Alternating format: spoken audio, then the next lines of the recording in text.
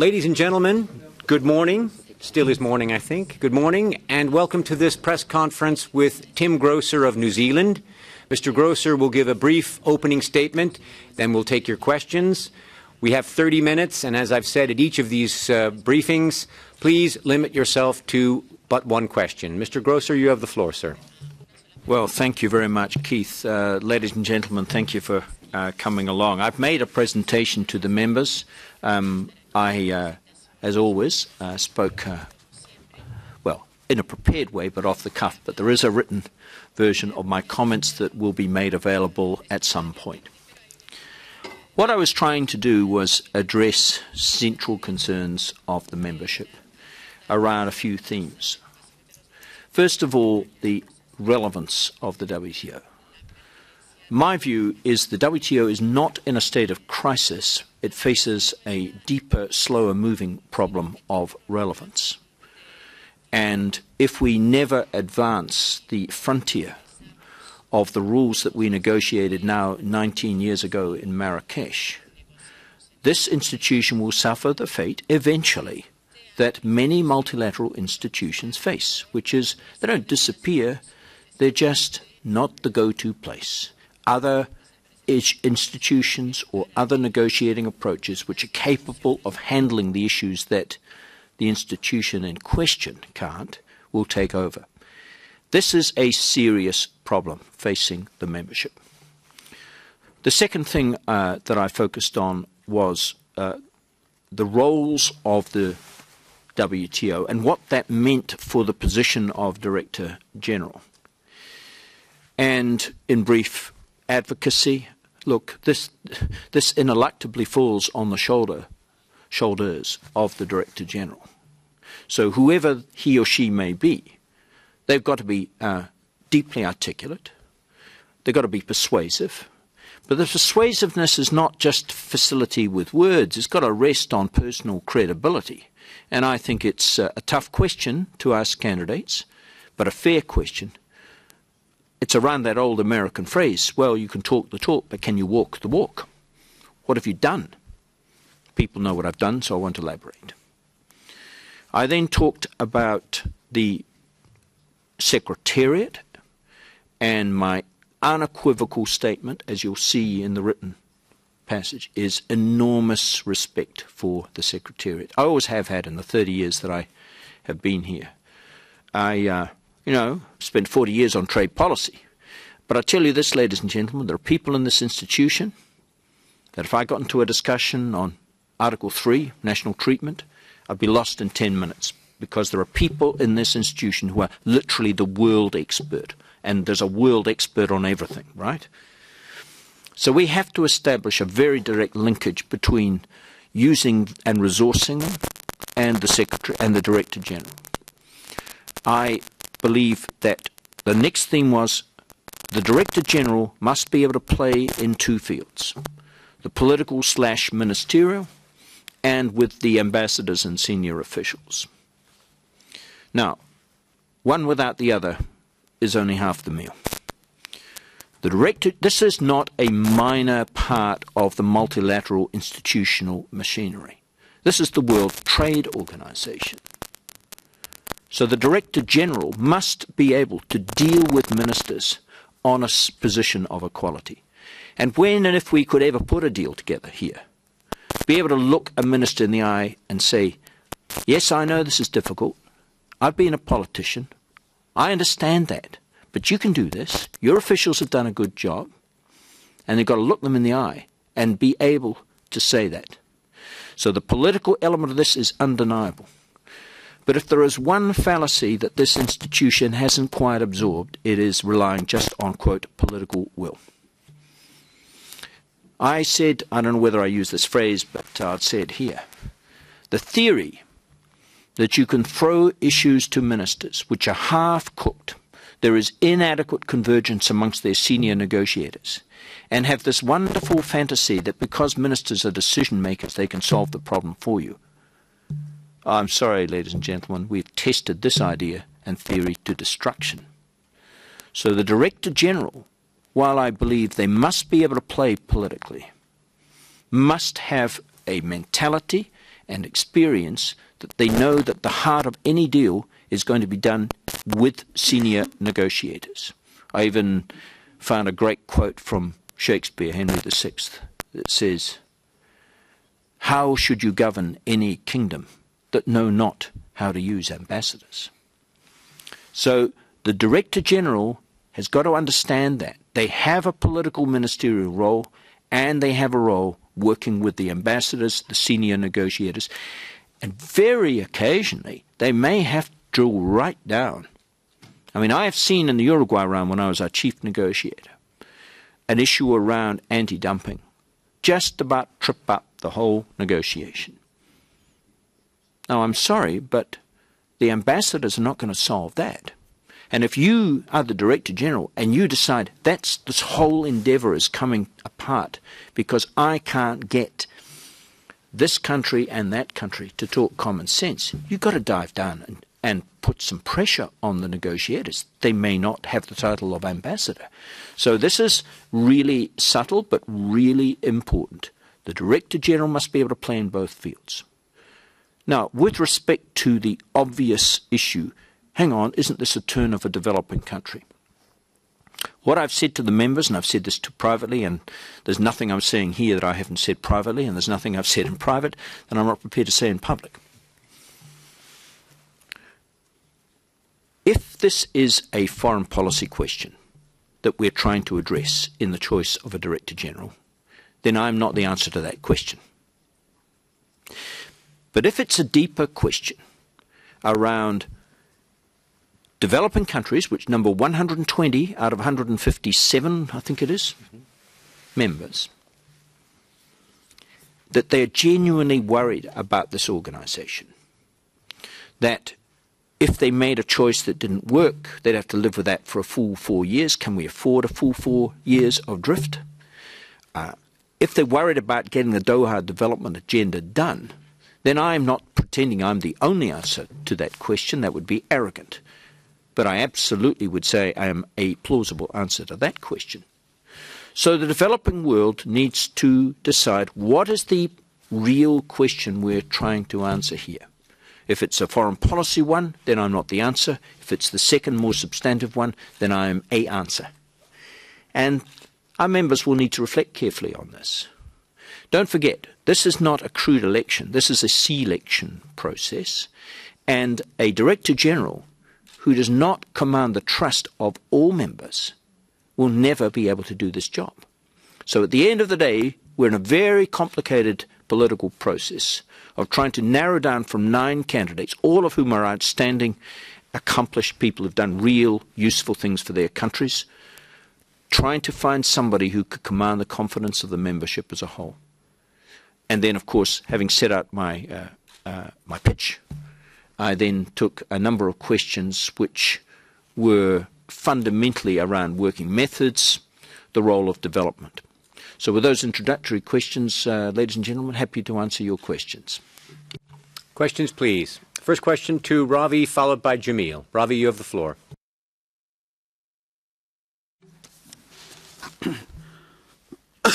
Sorry, my name is Ravi Kant, Minister Groser. You know, it's always been a treat to listen to you. Your wisdom is so abundant, it's very difficult to comprehend at times what you are essentially hitting out. But, you know, for somebody who has seen you from the motorbike of BMW to this phase, it's very interesting. But what I really want to pick on you is basically, you know, you have definitely been asked a lot of questions in the room. Somebody like Nepal would have asked you about DFQF. Somebody like US would have asked you about trade and environment. And somebody else would have asked you, China would have asked you about Doha. And here I have this particular speech which you gave last year called Governance and Multilateralism in 21st Century, in which, of course, you said the world has changed. You have a unipolar world in which emerging countries have to take a turn, have to take the burden. And then you don't mention at all Doha in this. So for many members here today, the question is, who is Tim Groser and what is his real face? Because from 2004, when you drafted the Agriculture Framework Agreement, to today, where you take enormous interest in TPP or ACTA, where do you exactly stand? And who is real Tim Groser? They want to know. Well, the best thing to do is to look at what I did, not what I said, Ravi. And I don't think there's a candidate standing who has put in as much commitment to the multilateral trading system as me. But let me be blunt. The reason why I don't carry on making speeches in New Zealand about Geneva is because the perception in Geneva is nothing is going on here. That's the reality. And this is the central problem. But if you want to know where the heart lies, you ask any New Zealander who's had experience in negotiation, and they'll tell you the same thing. The multilateral trading system is always going to be our first best option. But if we can't move forward there, like many countries, if not the vast majority of countries, we'll try and move forward where we can. But I'm politically not going to highlight a process that is losing credibility. But this is the reason I've come back to Geneva, using more experience than perhaps any other candidate. This is where my heart lies, and I don't think there can be any serious question around that. Jamil, you have the floor. I'm a journalist from Brazil. My question is on what you said about the decision of developing countries on what they want, if they want a foreign policy issue, etc.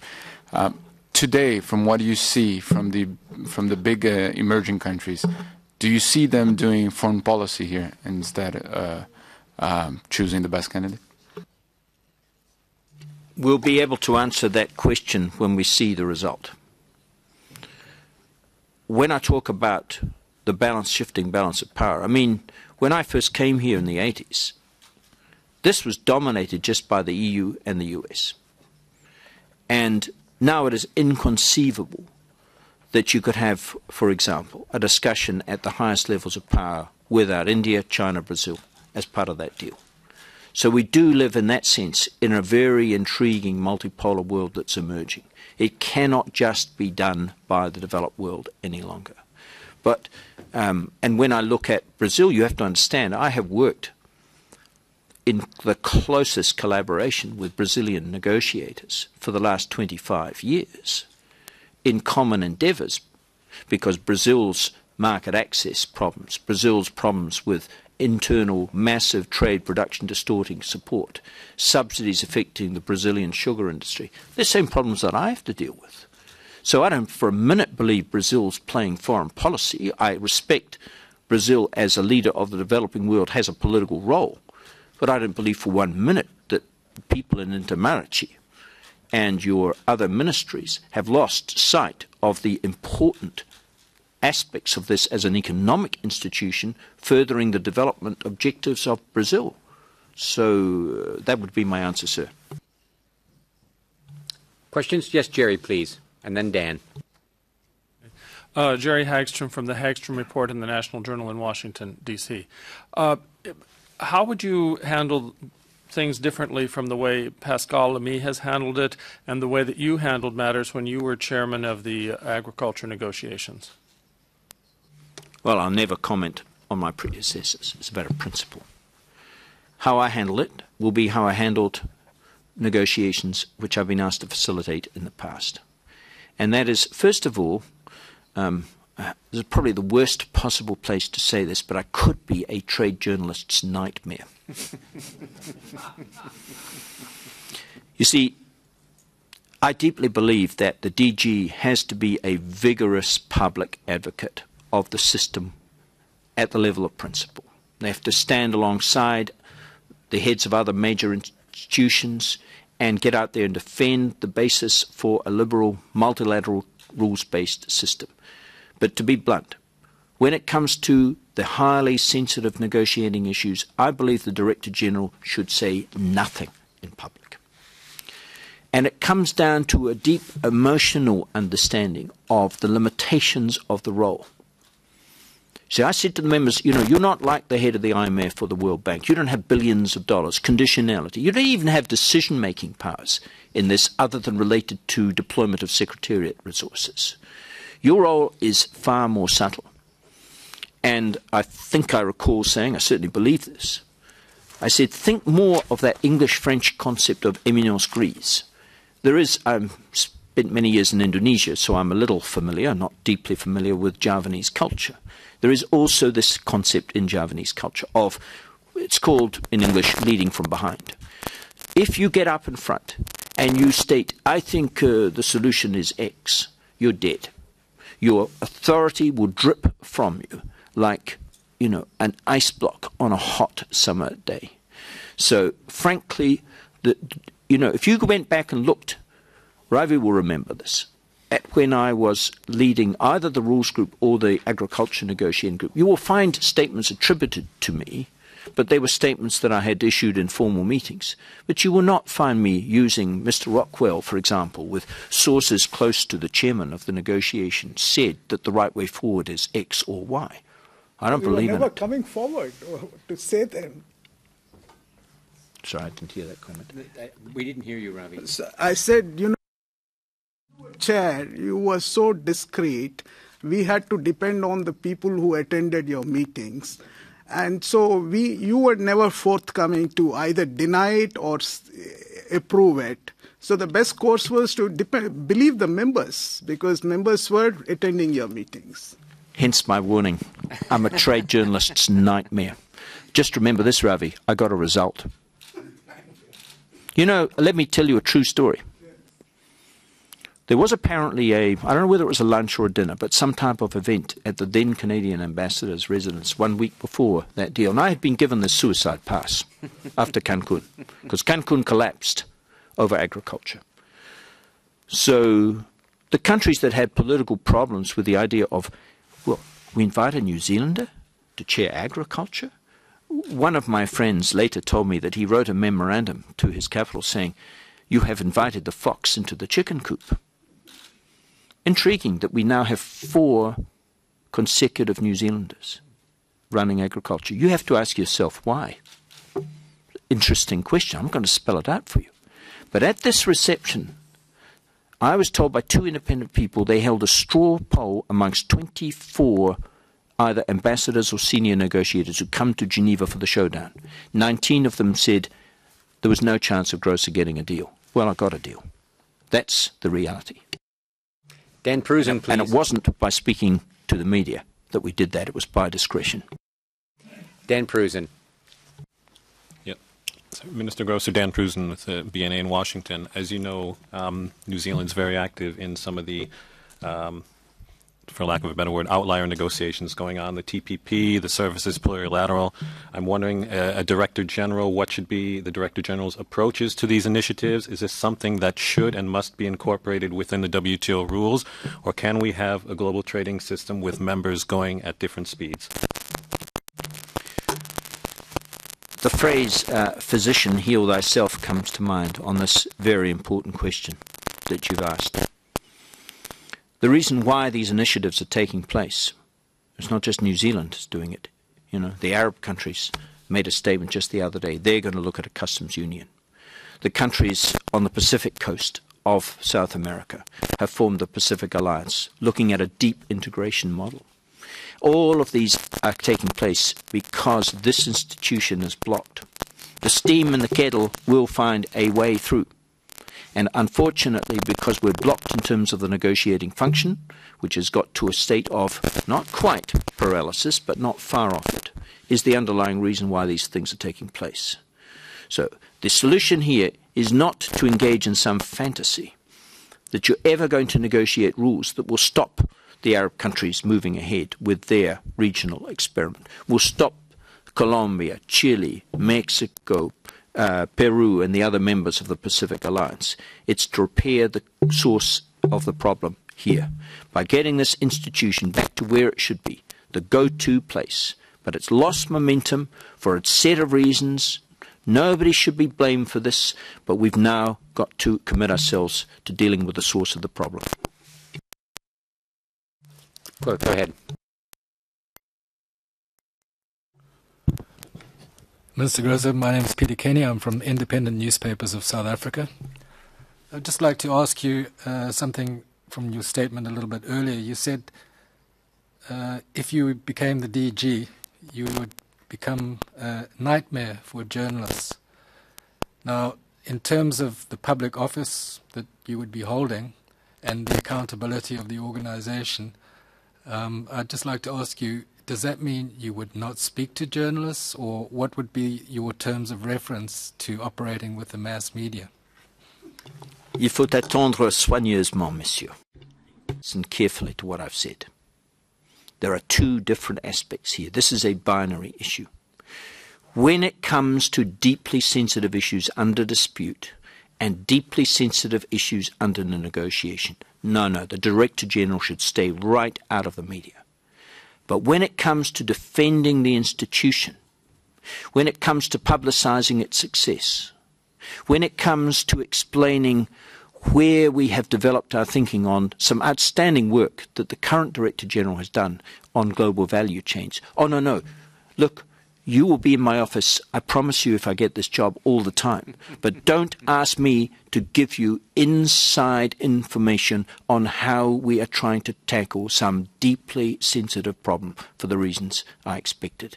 So don't take my journalist nightmare metaphor too strictly, please, because look, I'm a professional politician.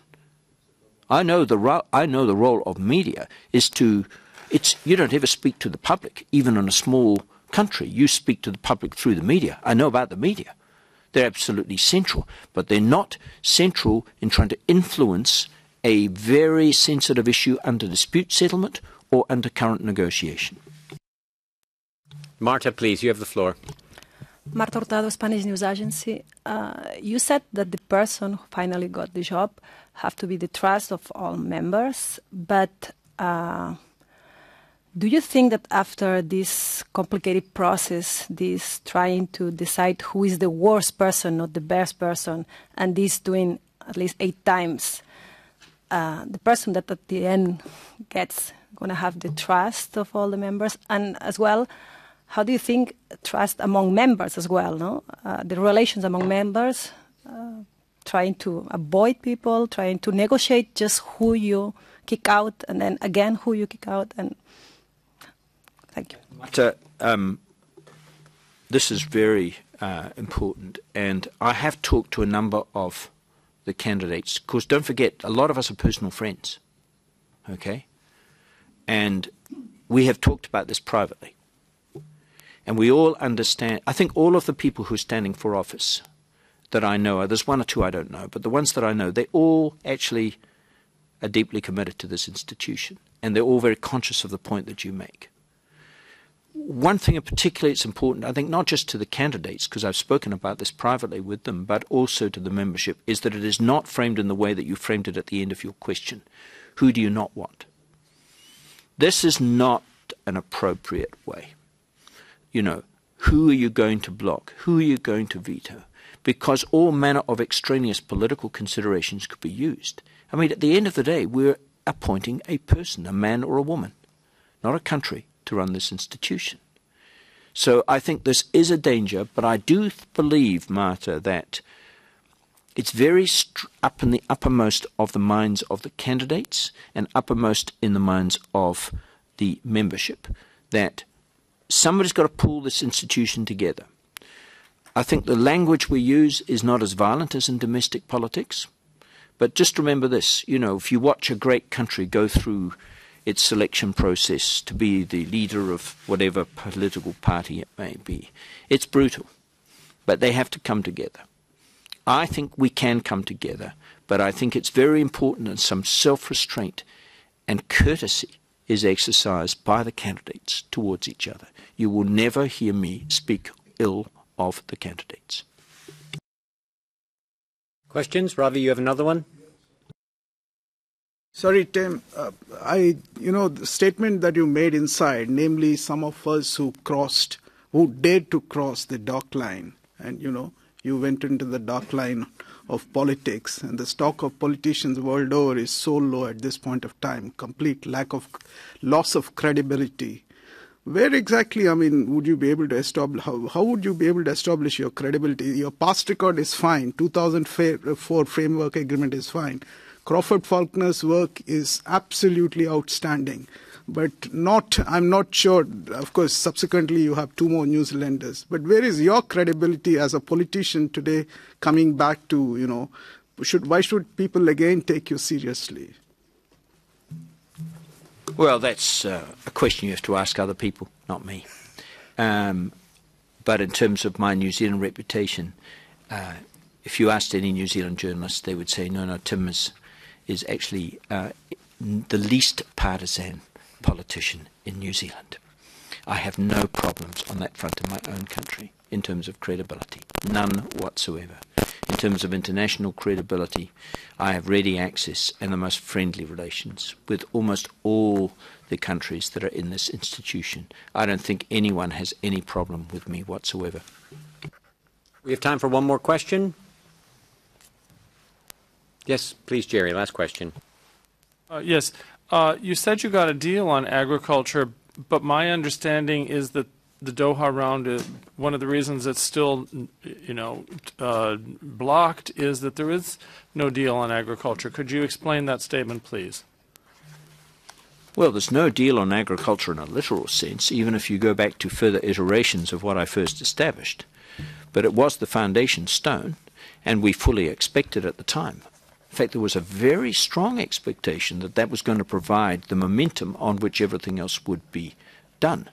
Now, my assessment, it's a political and a subjective assessment, is that while the agriculture negotiations are not yet done, and there are some quite sensitive issues yet to be finessed, the outline of a deal is there, and that the fundamental problems facing this negotiation do not reside in agriculture.